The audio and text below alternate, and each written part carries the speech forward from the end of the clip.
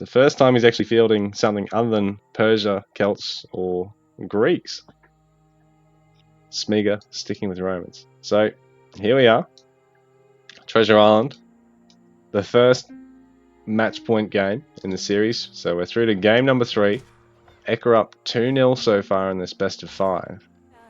Eka in the red trunks as Egyptians, which is a really interesting pick considering his recent competitive history of mainly just playing Celts, Persia and Greeks.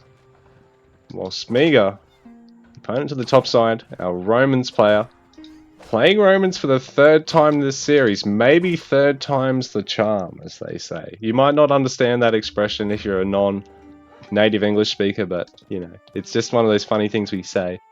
3rd time's the charm, bro. And which means, you know, generally if you stick with something for 3 attempts, it'll go right. Smeagol? What the hell am I witnessing? He's actually going for the dock to start with. Eka going to try and just spam infantry here. The 3rd game this series. Egypt with really quick train time spears, but ultimately they and Celt spears just don't have the health pools of the stats, well, just the overall stat pool of the other civs. And Smeagol 3 wood short here, so this is a slight mistake now because he's got to sort of wait for this, and I think he shouldn't have waited for these guys to gather 20. He really should have just waited for them to chop basically 3 to 5 wood and then manually garrison that. And he's actually sent the villager rather than sending the engineer, so I think he could have actually sent the villager to build the storehouse, the engineer to build the dock, and it would marginally work out to be better. Because the dock takes longer to build than the storehouse, but engineers have a boost to build rate. So the amount of actual total time that you spend building both buildings is lower when the engineer, the guy with the faster build time, is building the building with the slower build time. And the one that costs more resources, basically. So Eka going for the spear push.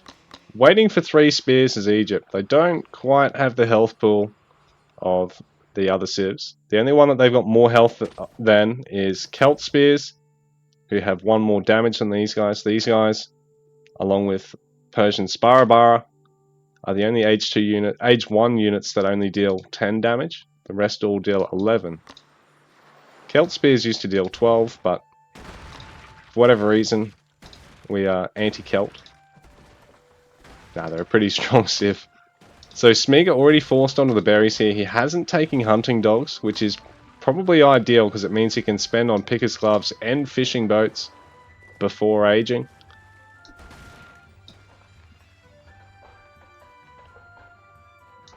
And fishing is going to be invaluable here because right now Smeagol is going to start getting an eco lead at 17 villages to 14. Eka is going to want to try and add his own dock, possibly. Or just keep... Oh, Eka's actually cutting spears there by the look of it. But he's going up...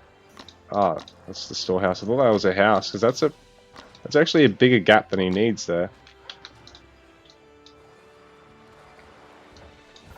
So Eka, a slight eco mistake there, but that's a bit of travel time. It's not going to be the end of the world.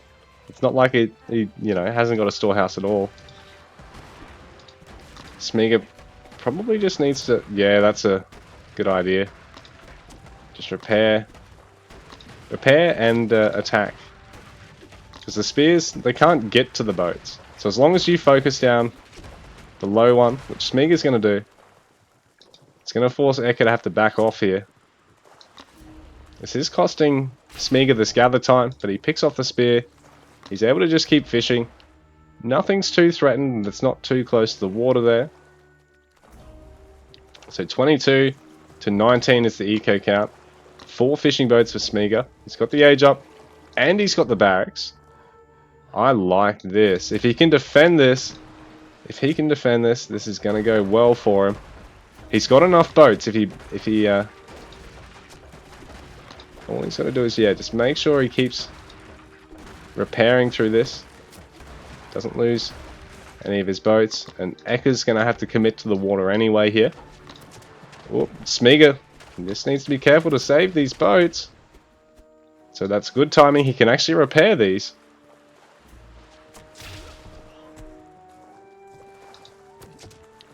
Ekka having to back off here. Smeagol.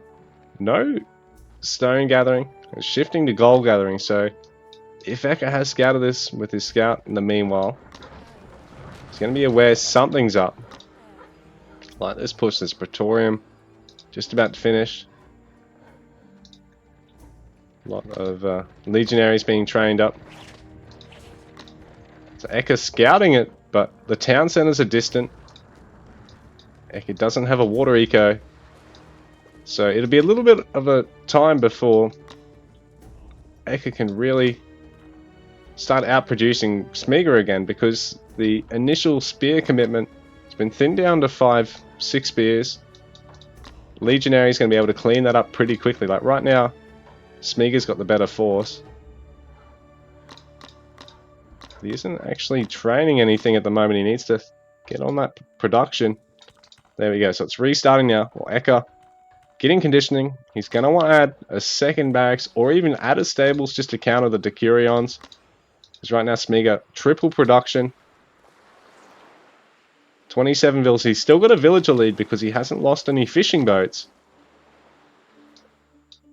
And Ekka's going to commit to a warship now. So this is going to slow down Ekka's ability to take fights here. He can't add a stables if he's adding a dock on a warship. It's just going to cost him too much. So Spear Champ coming in.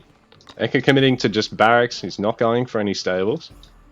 Which also means that these legionaries become even stronger then, because his opponent now has more spears than he does.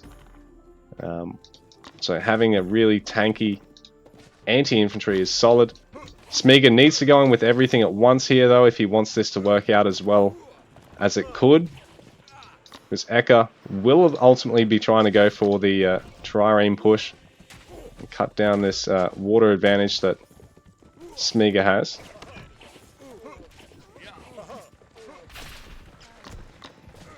Come on, Smeagol, hit the gold mine, hit the gold mine. You don't want your opponent gathering out anything around their starting town center. That's how you really give them the shit. Sorry to cheer for Smeagol, I just want this to go for more than 3 games. And I really like proxies. So Ekka, gonna start his own fishing eco. He's not gonna worry about Smeagol yet. So Smeagol could actually go for the Liburnian here. Smeagol up in terms of overall population. And this is a really nice death ball. The Decurions can honestly tank town centers for a minute. While they're that far apart that Smeagol... It's not actually easy for Ekka to deal damage with both town centers at the same time here. Nice control by Ekka, not overstaying. Just really trying to drag out the fight as much as he can. Nice garrison there too. Smeagol still up in terms of army, and all he's got to do is try and delay all this gathering here too, while this fight goes on. Although he is going to try and concentrate on winning the fight too, that also helps. And Ekka having to sort of commit to it now because he can't afford to have all these guys go idle as well. And Ekka, that fight really not going his way, down to 48 population. Smeagol's still up near 70. Ekka having a garrison there. A lot of idlers still otherwise. Smeagol realizing that there is a couple of gold miners up here that he can pick off pretty easily. And these axemen aren't going to fare too well against the Decurions. And again, they're not going to take a huge amount of damage from the town center. And Ekka still committing to the water, but he's not actually getting warships. He's just getting fishing boats to try and catch up on eco here, which I think could be a bit of a detriment here. Smeagol, if he gets pushed off the food right now, this whole proxy just grinds to a crunch. But at the moment, that's not going to happen. He's still adding Decurions. He hasn't got any legionaries in queue, but he could definitely afford to keep adding them here. But I think Smeagol's just trying to get as much eco damage as he can done. And GG, Smeagol taking game number 3 here. Well played, guys. So third time is the charm. Oh, baby. Just as I was doubting that map pick by Smeagol.